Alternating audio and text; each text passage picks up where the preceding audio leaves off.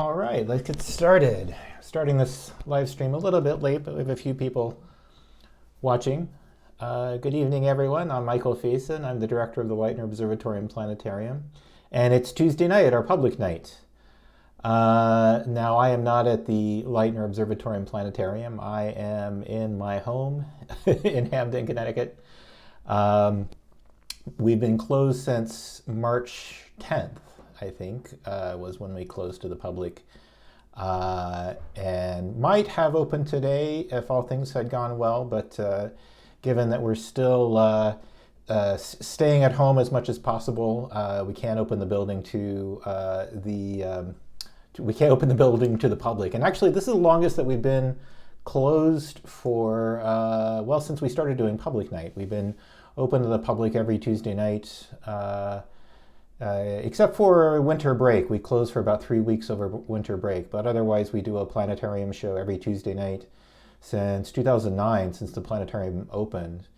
This is the longest that we've been closed to the public. So what I'd like to do is start doing these live streams on Tuesday nights and doing a little presentation about what's up in the sky and showing a planetarium show. I do have a planetarium show prepared for you.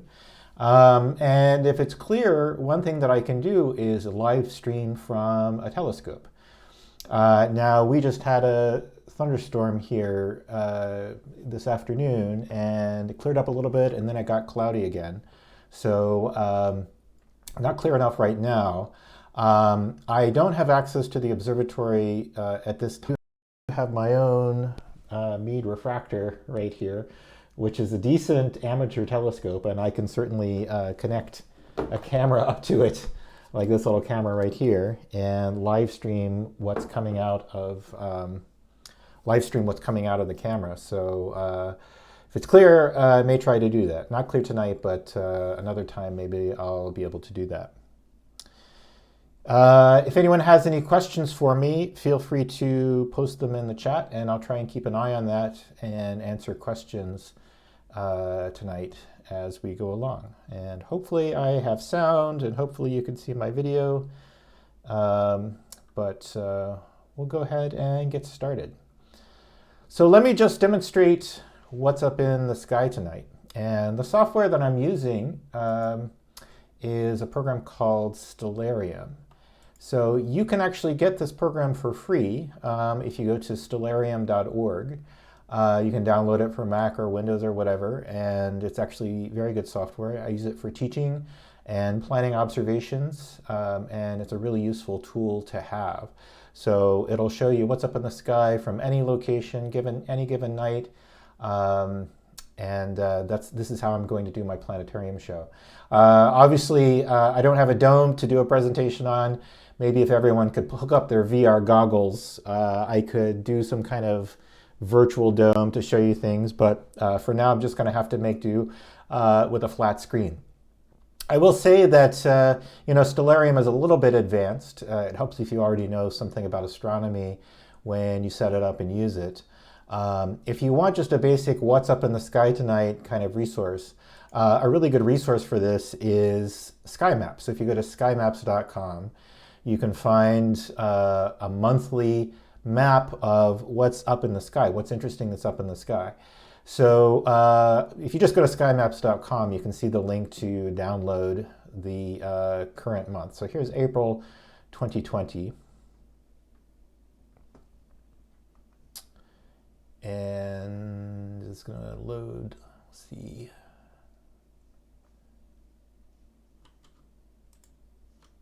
There we go. So April 2020, and this is the whole sky. You can see looking to the south here, to the north here. This is as if you were lying down looking up directly overhead with north at the top of your head, south at your feet, west to your right, east to your left. And this map is updated every month, showing where the planets are and what stars and constellations are out. It's especially useful compared to something like a star map or a planisphere, because it does show you the positions of the planets. Like we have Venus low in the west at sunset these days. It also shows you some things that you can see with binoculars or a small telescope. So what we call deep sky objects, things like M44, the M44 cluster, or the M87 galaxy in the Virgo cluster, and so forth. And then over here on the left is a list of astronomical events coming up. So things like the Lyrid meteor shower, which is peaking tomorrow. So potentially observable tonight if it clears up. So we got cloudy skies right now, but dark skies saying that maybe it's going to clear up around 12 a.m. tonight. And if so, that's actually the perfect time to go out to watch meteors. It's better to watch meteors after midnight because that's when the Earth will have turned to the direction that it's orbiting. And so we're looking at the front of the windshield of the car, so to speak, and things in interplanetary space are burning up in the Earth's atmosphere, and we're going straight into them. You see many more meteors after midnight than at any other time of night. So I might go out tonight, I don't know. It's also supposed to be kind of cold. 36 degrees seems cold since we've had some nice spring weather. Might go outside and try and take some pictures of the Lyrids meteors tonight. We do have a nice new moon, so that's always good for meteor watching. All right, let me switch back to Stellarium here and talk about what's up in the sky tonight. We started a little bit late tonight for the stream, and you see the sun's going down over here in the west-northwest. The brightest thing in the sky is going to be the planet Venus. So if I do manage to set up my refractor for you, one of these Tuesday nights, Venus is probably one of the objects that I would point at, and also maybe the moon. Next week we'll have a nice crescent moon for viewing, so if it's clear. I think actually we might even want to start this a little bit later when it's darker so that we could potentially see some other interesting things through the telescope. I'm actually optimistic that I will get access to the observatory in the not too distant future, maybe next month at some point. I kind of feel like if I'm the only person in the building, literally the only person ever in the building, then it should be okay. Should be relatively safe. And I can use the telescopes at the observatory rather than setting up my own telescope in my backyard. So Venus is over here setting in the west-southwest. I'm going to run time forward a little bit. This is what the sky looks like right now. Here we go. Speeding time up, and once we get to about 8:30 and then 9 o'clock, it's dark enough that you'd be able to see many of these bright stars and constellations. So we're losing the winter constellations behind the sun at sunset, so Orion and the bright star Sirius and the constellation of Taurus and so forth. Venus is still up for a few hours after sunset, although we are past the point of maximum height above the horizon at sunset. So maximum separation between Venus and the sun. And Venus is going to be coming around the front of its orbit between us and the sun, heading to become a morning star rather than an evening star. So Venus is going to start moving very fast, retrograde to the motion of the sun. And then you'll have to wait to see Venus in the morning in a couple of weeks. You know, Venus is so much brighter, and people are always talking about Mercury going retrograde, but Venus is so much brighter and closer. You would think Venus retrograde would be more important. I don't know, it doesn't seem to be. So let me point out the bright stars that you'd be able to see even with the light pollution that we have in the New Haven area. So low in the west, the winter stars of Capella, Betelgeuse. Betelgeuse has finally gotten bright again after it was dim all winter. The two stars in Gemini, Pollux and Castor, are going to be visible in the west at about 9:30. And then looking more or less overhead, there aren't a lot of bright stars over in this part of the sky, but you do have the constellation of Leo, which is easily visible even when you have some light pollution. I find Leo by looking for the bright star Regulus right here. And then looking for the backwards question mark that makes up the front of Leo the lion. And then if you can see those, you can also usually see the back of Leo. You can see this sort of right triangle back here with the bright star Denebula right here at the end of the tail. Now, the Big Dipper is way high overhead. I'm going to spin around here to the north. This is a great time to look for the Big Dipper at sunset. The Big Dipper is made up of these 7 bright stars, which is part of the constellation of Ursa Major, the Big Bear. And you can use the Big Dipper, of course, to find other bright stars. You can use the 2 stars at the end of the cup to find Polaris, the North Star, helps you find due north. And then you can use the handle of the Big Dipper to find the bright star Arcturus. So I think of Arcturus as a classic bright mid to late spring star. And if I follow the arc of the handle of the Big Dipper, we arc to Arcturus. And if you continue, you'd be able to spy Spica. There's the bright star Spica right there. Now, late in the evening, if we go to like midnight, there comes the constellation of Lyra. And the Lyrids meteor shower that peaks tonight and tomorrow is named because the meteors all appear to come from that part of the sky. So you see that little cyan starburst right there. That's the radiant point of the Lyrids meteors. So if we go, now we're at about midnight and 12:30 a.m. or so. This is really earlier than that, of course, because of daylight saving time, but that's okay. Anyway, that's where the meteors will all appear to originate from. It's just like when you're driving down the road, the snowflakes or the raindrops appear to radiate from some particular point. That's the direction, which is the combination of the Earth's motion through space and the stream of particles in the Lyrids meteor stream that are going to hit the Earth. So not one of the greatest meteor showers. I think they say 10 to 20 meteors per 10 to 20 meteors per hour, so not spectacular. But it is supposed to be clear tonight later, and we do have a new moon, so chance to see some meteors if you haven't seen any in a while. By the way, you can see some other meteor shower radiant points in the simulator here. Those, of course, happen at different times, so you'd have to know what's the date of the peak of these other particular meteors. I'm going to go back in time to around 9 o'clock tonight, and I want to look at some objects you might be able to see if you have a telescope or a pair of binoculars. So I'm going to go back to about 9 o'clock, which is when we would typically do telescope observing at the Leitner Observatory in the summer.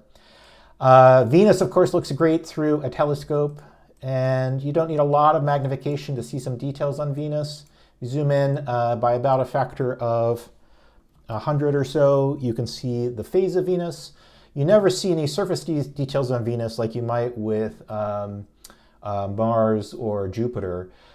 Venus is covered in clouds, but you can discover the same thing that Galileo discovered, which is that Venus goes through phases as it goes around the sun. So if we were to go back a few days in time, you see Venus gets a little bit smaller and it gets a little bit more illuminated, more like a half illuminated Venus. And if we go forward a few days in time, you see it gets less illuminated and it gets bigger. It appears to get bigger. So Venus is not literally getting bigger, of course. It's getting closer to us as it goes between the Earth and the Sun in its orbit. When it's right between us, it's going to be newly illuminated. It's going to be a new Venus. We're not going to be able to see the daylight side of Venus. We'll be looking at the nighttime side of Venus. Go back to tonight and zoom back out. And what are some other things that you could potentially see with a telescope or binoculars? Well, one of my favorite objects to look at in the early spring, mid-spring, is this beautiful star cluster in the constellation of Cancer. Cancer is not a very bright constellation. You really need dark skies to see any of the stars in the constellation of Cancer. But if you look right between the eyes of Cancer the crab, we think of these 2 stars as the eyes and these 2 stars as the claws of Cancer. Right between the eyes is this beautiful little cluster called the Beehive Cluster, also known as M44. And if you have a pair of binoculars, they don't need to be fancy. These are 10 by 50 binoculars intended for astronomy. But I also have a pair of 10 by 40s that are for travel and hiking and things like that. Any simple binoculars like these will reveal this cluster to you. And I actually took a photo of this star cluster from my backyard a couple of weeks ago, and I'll show you this right here. I've got it up in my web browser back here. So this is an image that I took from my backyard of the constellation of Cancer, and I was trying to get this star cluster. So I used this Canon SLR camera with a 50mm focal length lens on a tripod with a tracker. This is a 1-minute exposure of the sky. And even though I've got some light pollution here in Hamden, I was able to adjust the levels and the brightness and contrast and get a nice view of the constellation. These are the two stars that make up the eyes, and there's the northern claw of Cancer called Iota Cancri, and then down here is the southern claw of Cancer. And yeah, you can really see, I'll zoom in here, you can see the Beehive Cluster. It's quite beautiful. One of the things I like a lot about doing DSLR photography is you can really get the color of stars very nicely. So you can see most of the stars in the star cluster have kind of a purplish or bluish white tint hue to them. Some of them are a little bit reddish. If you actually look at the two eyes of Cancer, this one is distinctly bluish white, and this one is distinctly reddish white. So that's interesting. Also, you can see in this image, way down here at the bottom, another star cluster. This is the M67 Star Cluster. And you can see it's quite a bit dimmer and smaller. It's further away than the M44 Beehive Cluster, but you can still see it with binoculars, you know, if you know where to look and you know where you're looking for. Now, as I zoom in on this image at the edge, you can see the effect of aberrations in my camera lens. I don't have a perfect, it's a fairly inexpensive camera lens, and it's not a telescope. I get a better view from a real astronomical telescope. So the stars all get stretched out, and you only get really sharp star images right in the middle of the field of view of the camera. And that's just a natural consequence of the optics of the camera lens. There are ways to correct for that. Maybe on this channel sometime I'll do a tutorial video on really basic astrophotography and doing pictures like this, combining images and things like that to get things that you can't see with your naked eye. We used to do a class like that at Leitner Observatory. We used to do an astrophotography class at Leitner. And we haven't done it in a while, but I'd like to get back into doing it.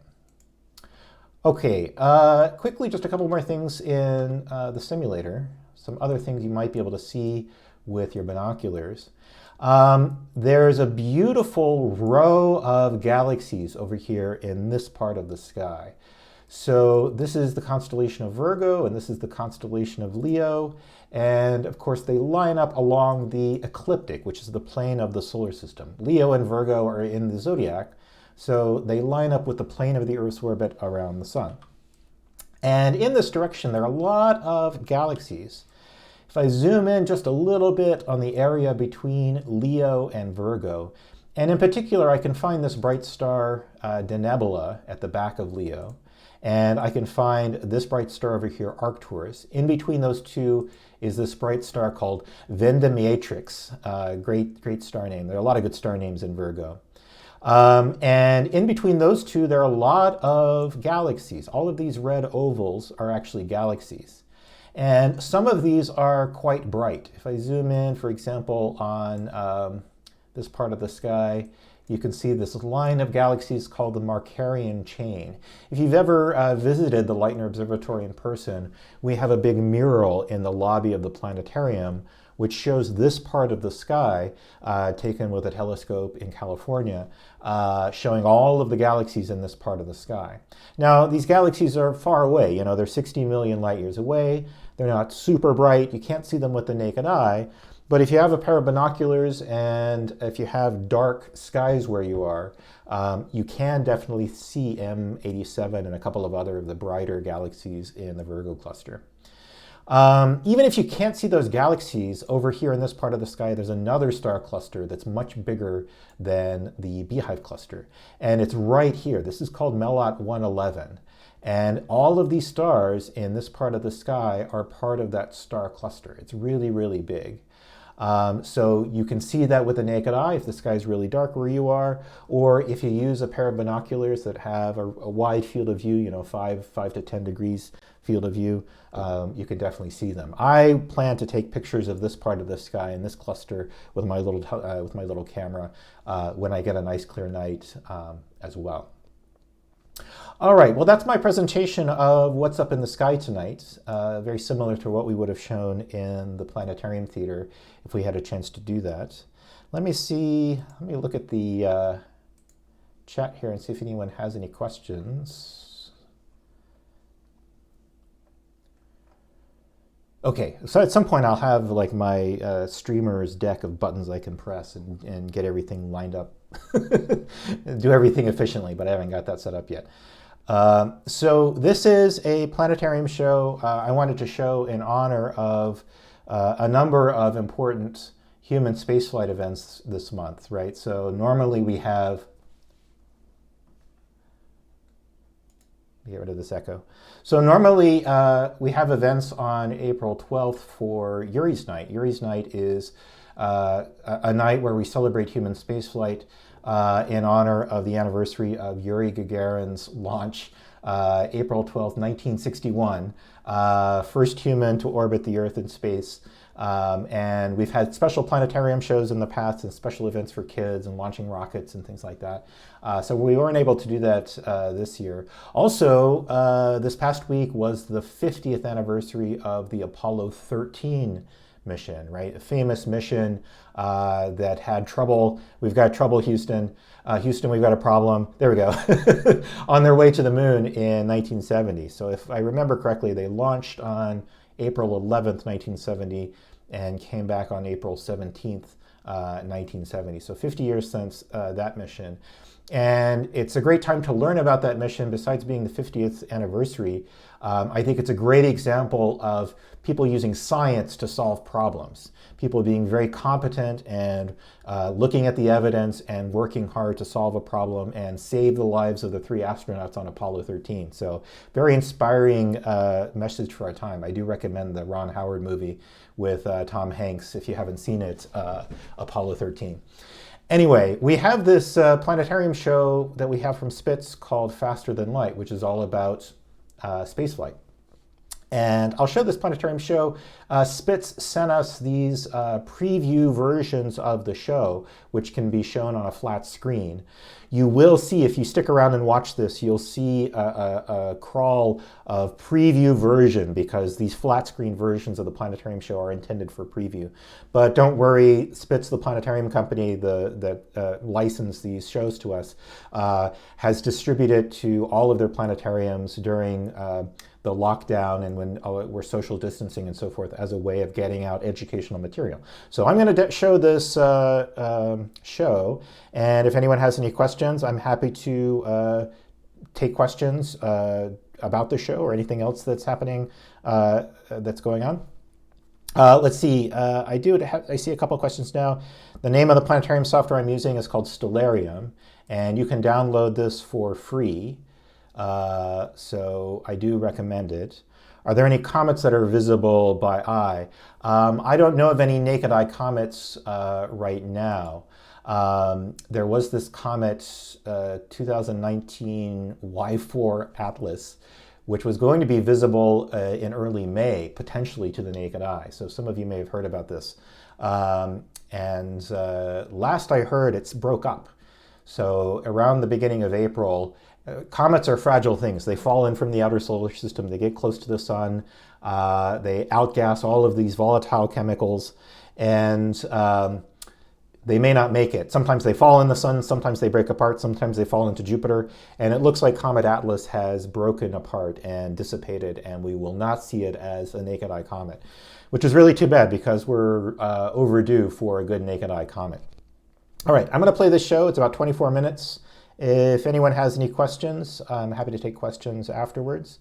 And I don't have the telescope set up, and it's also not clear here, so no telescope observing tonight, but hopefully I will have that set up on a future Tuesday night when it's clear, and we'll take a look at some double stars and Venus and the moon and other interesting things that are out. Okay, bear with me as I get this running.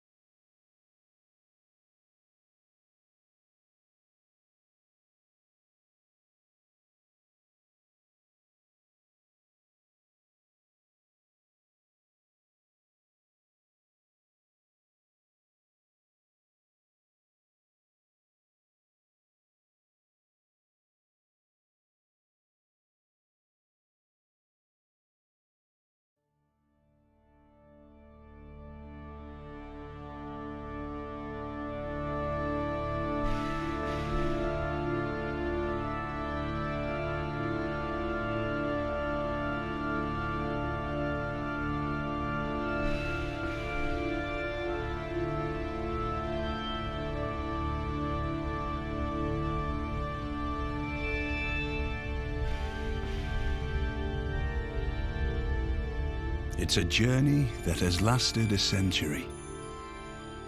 A spacecraft approaches its destination, a planet beyond our solar system, and a future beyond our imagination.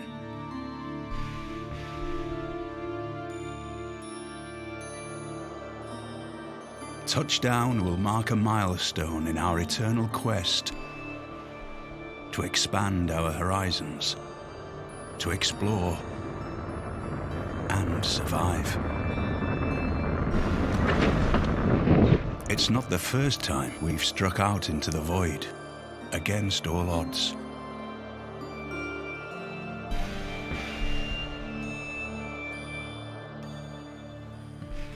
For much of our history, the oceans were the great unknown.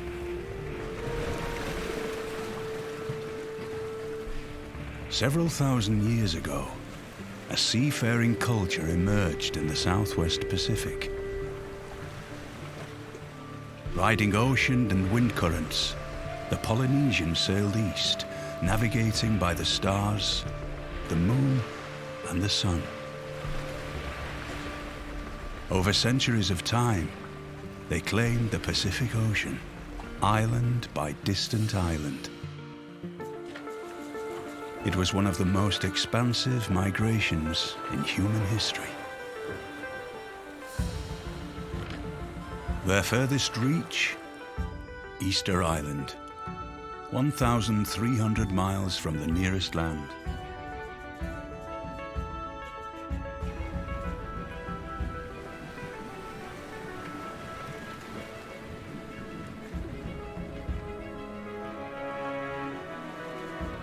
Today, we have begun to reach beyond our own planetary shores. Across distances so vast, we measure them in light years. That's how far light travels in a year, almost 6 trillion miles. Out in the southern skies, just over 4 light years away, you'll find our sun's nearest neighbors, a dim red dwarf star called Proxima Centauri.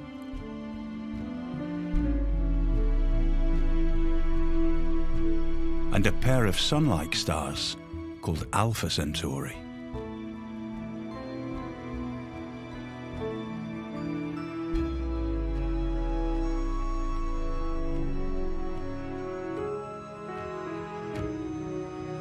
Go beyond them, you've entered the local bubble. A giant, empty region cleared of gas by a star that exploded long ago.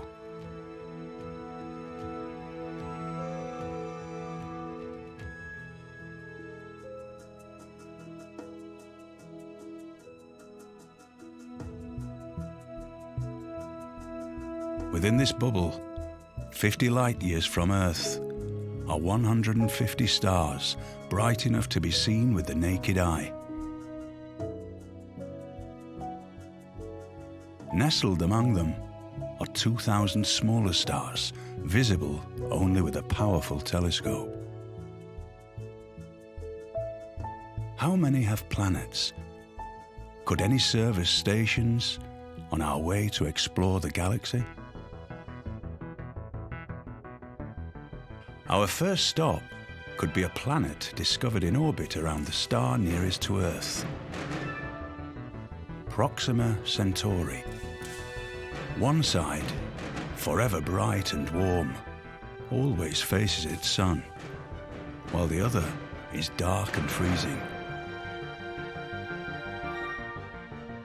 Could life flourish here?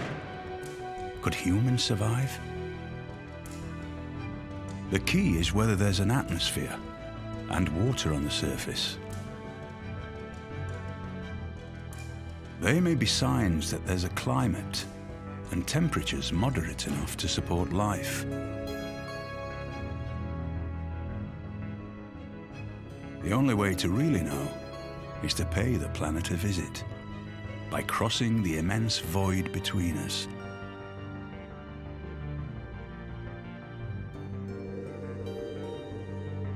To get there in the short course of a lifetime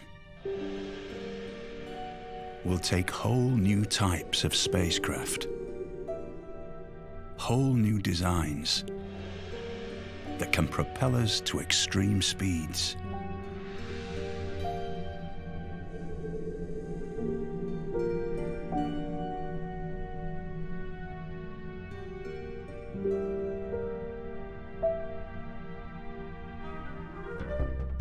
On the ground, this is the ultimate. A high-performance race car can exceed 200 miles per hour. For all a race car's power, friction with the road and the atmosphere holds it back.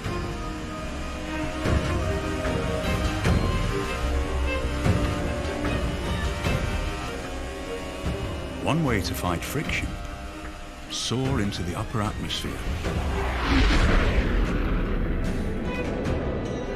The SR-71 Blackbird can top 2,000 miles per hour, 10 times faster than a race car. Still, a full tank buys only a few hours of flight.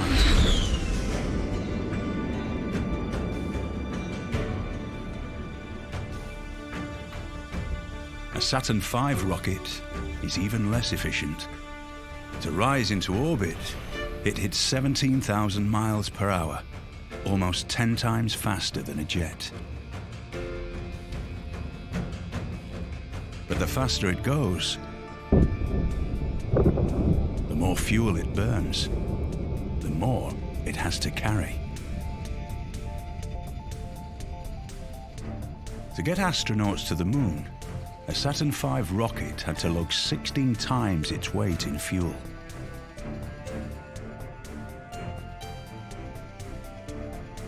Because of the amount of fuel needed just to leave the Earth, most long-distance spacecraft can only coast to their destinations.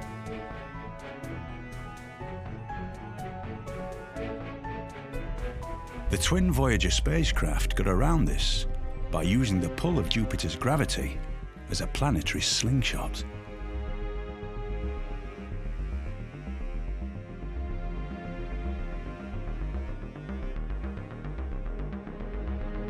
Racing out at 38,000 miles per hour, more than double the speed of Saturn V, it will need another 73,000 years to reach Proxima b.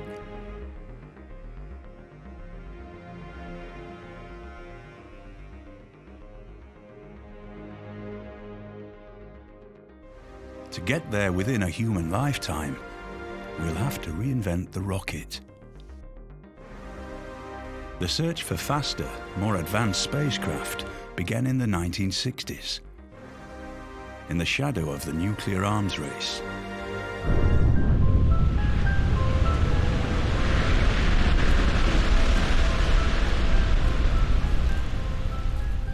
Nuclear bombs release energy by splitting the atom. Imagine if that potential could be harnessed to power an engine. Scientists tested a whole new type of rocket, a vehicle propelled by small nuclear explosions.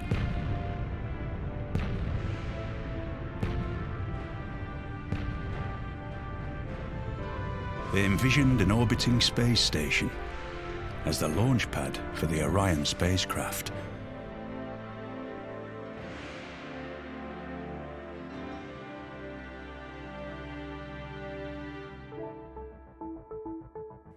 A series of controlled nuclear blasts set off behind the craft would accelerate it to 10% the speed of light.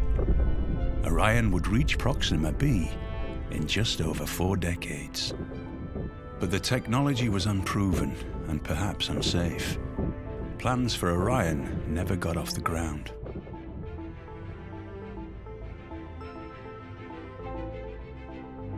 In the 1970s, British engineers turned to another type of nuclear power: fusion. It's the energy that lights up the sun by forcing atoms together under immense heat and pressure. Their concept, a 650-foot-long craft called Daedalus. It would use fusion power to produce an extremely hot gas that would propel the craft by blasting out the back. The idea was to vault beyond the solar system, then launch a second stage that would accelerate to 12% the speed of light.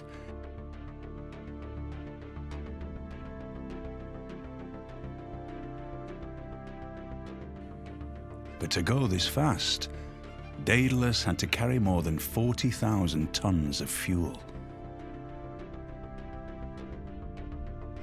As it flew past its target, at 80 million miles per hour, it would deploy a fleet of robotic explorers to go in for a quick look.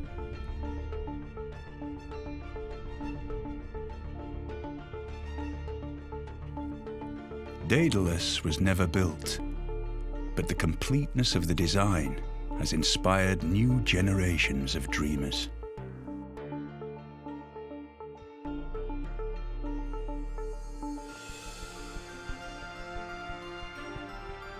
Today, one group of scientists believes it may have a way to reach Proxima b. The concept begins with a solar-powered generating station orbiting Earth. It's lined with lasers, each aimed at a tiny spacecraft, a futuristic version of that Polynesian sailboat.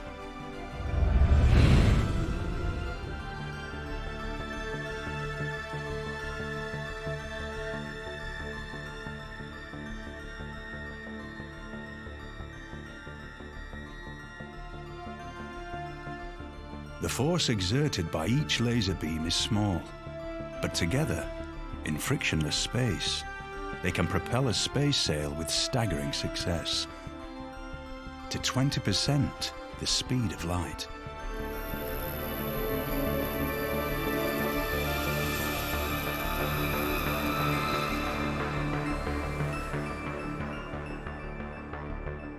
In just 20 years, a fleet of laser-powered kites approaches Proxima b. They send their data, bouncing from one craft to the next on a 4-year return journey to Earth. If Proxima b proves a worthy destination, there are technologies on the drawing board that promise an even faster ride. What if we could tap into the stuff of science fiction? Antimatter. It's the product of high-energy radiation that rips through our solar system. When cosmic rays smash into atoms in our upper atmosphere, they create a spray of particles of the opposite charge.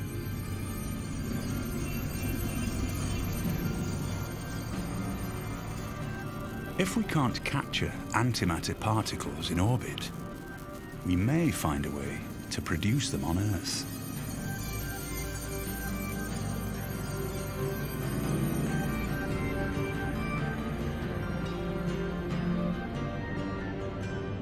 Antimatter is the most powerful fuel known, able to propel a spacecraft up to half the speed of light.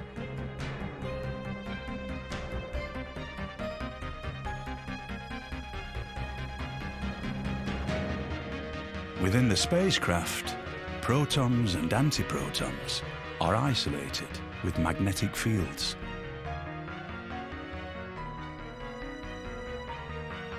They're channeled in parallel to a propulsion chamber.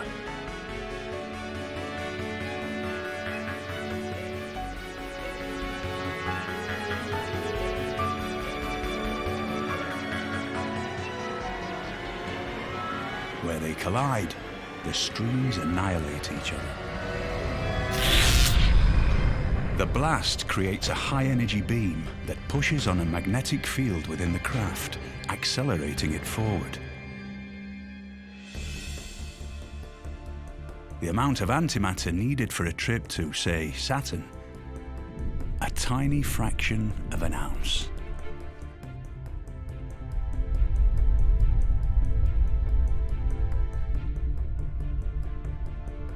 Such a potent fuel brings serious hazards.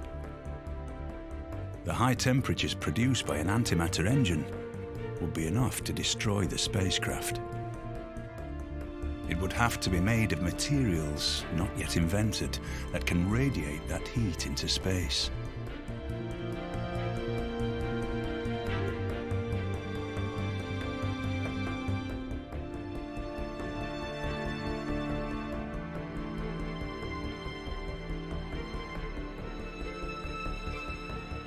Setting out on its journey, the spacecraft must navigate an obstacle course of interstellar objects.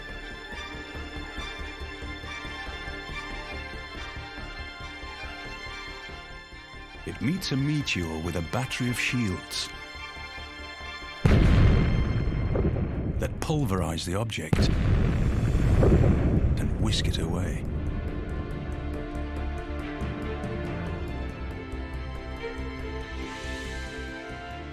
If the craft plows through a cloud of dust, it's buffered by a protective magnetic field.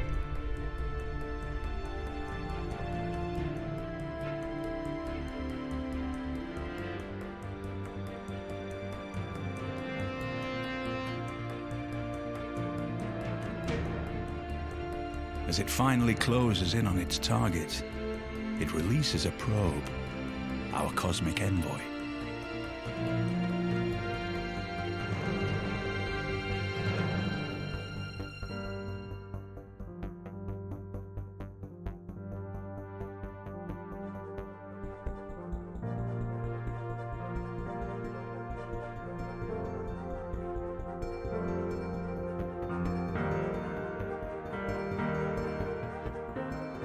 Powered by its own antimatter engine firing in reverse, the probe will spend years, even decades, slowing down.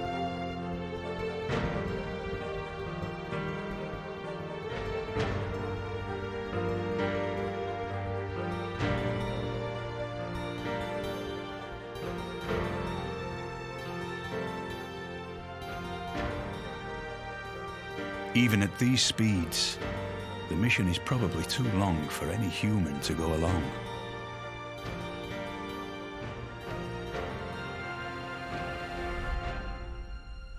Imagine a time in the future when the stars are literally at our fingertips.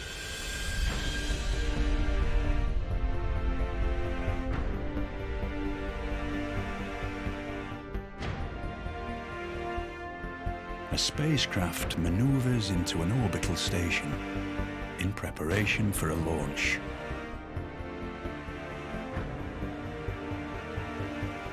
It's a testament to science conceived on a stunning theoretical frontier, with engineering far beyond what we know today.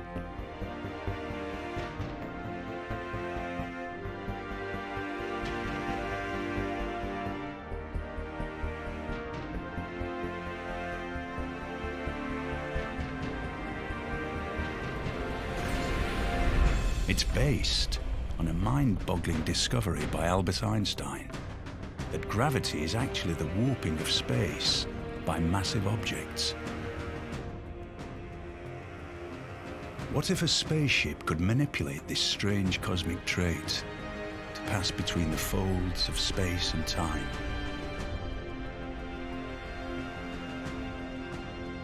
Such a spacecraft would run on exotic forms of matter not yet discovered, and the equivalent of all the electric power generated by the United States.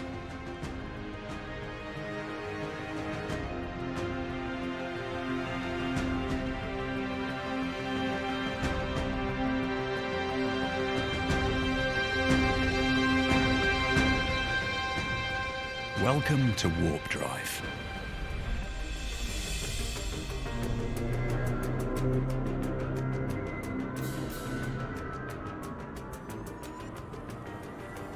In theory, this ship could go faster than light as it traverses the galaxy in a cosmic bubble.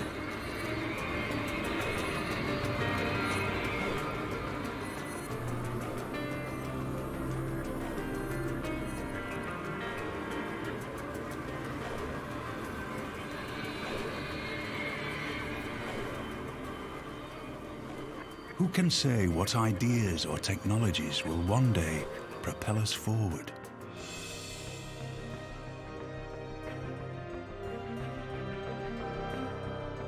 In the meantime, Proxima b and a host of other planets will be waiting.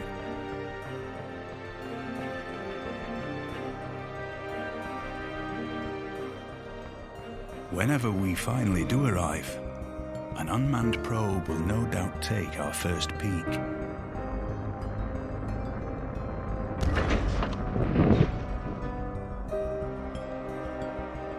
It might land using the same technologies we've perfected in our day, at the dawn of planetary exploration.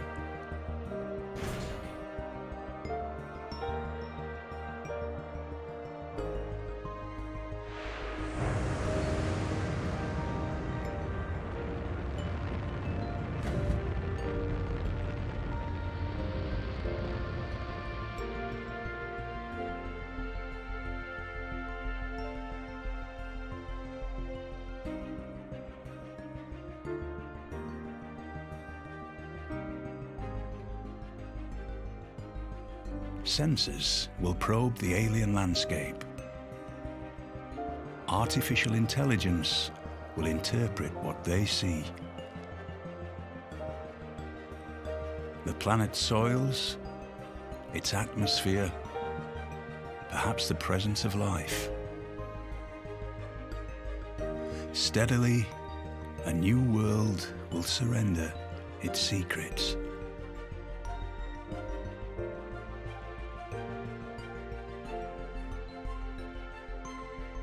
With each revelation, we'll reflect on the odyssey that brought us here, and how it began in the discoveries and dreams of generations long past.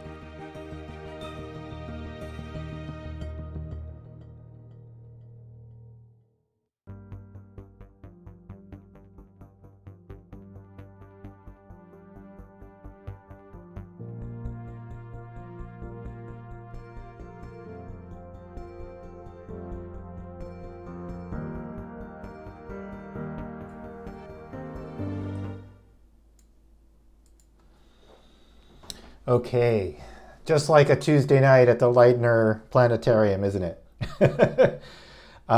So yes, warp drive is possible, but it's not going to be the first way that we get to other stars and planets around other stars, that's for sure. And it's, I'm going to pause that. It's also not going to be the case that humans are going to be the first ones to go to other stars and planets around other stars. We're definitely going to send robots. And then we're going to have to wait for, 4 years for the information to get back from Alpha Centauri or Proxima Centauri. I don't know. I think that we're probably going to be able to send a probe to Proxima Centauri within the next 50 years, 100 years, certainly. So maybe not in my lifetime, but probably in my son's lifetime, we'll actually get pictures from a planet around another star, from the surface of a planet of another star, which I think is super exciting. Okay, well, one thing I wanted to say is there's nothing secret or proprietary about this preview stream, this video that we have from Spitz Media. We have a couple of these files, these movies that Spitz has made available to us, and you are welcome to watch them and use them. I will post a link to this video in the description for this live stream, and also I'll post it on the Leitner Observatory website. And like I said, I want to try to do streams like this on Tuesday nights to talk about astronomy, maybe get a live view through a telescope.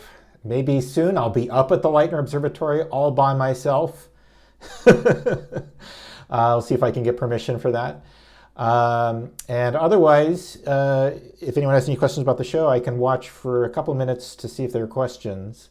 If anyone has any questions or requests for upcoming streams, by all means, email us info@leitnerobservatory.org, or you can directly email me. I'm michael.faison@yale.edu. You can find me on the astronomy department website or in the Yale University directory. I'm happy to take questions by email if anyone has any questions. Hope everyone's having fun at home. Hope you get to go outside and enjoy the clear skies when they happen. I think stargazing is definitely an approved activity during this lockdown phase that we're in, and definitely worthwhile to go outside and contemplate the universe and watch some meteors, get a pair of binoculars, look for star clusters and galaxies, and it's a fun time. All right. Thanks to everyone for watching and sticking around, and I'll see you next time.